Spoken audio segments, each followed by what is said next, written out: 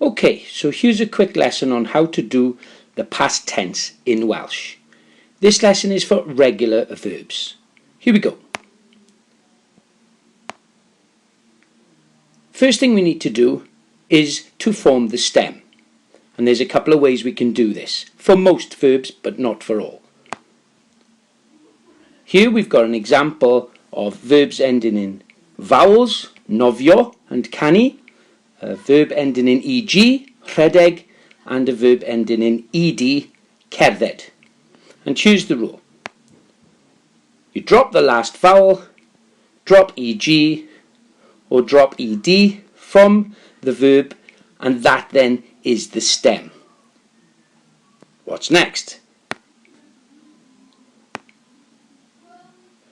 Next we need to select the correct ending for the person, and we can see these here.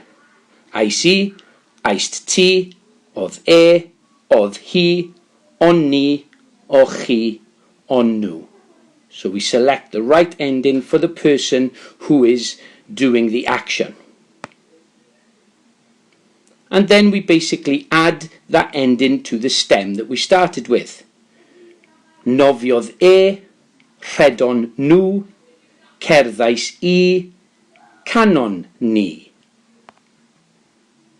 And so then we can just add some details using connectives and make the content more interesting.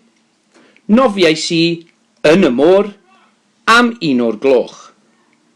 Canodd hi ar yr X Factor. And that's it. Diolch yn fawr am wrando.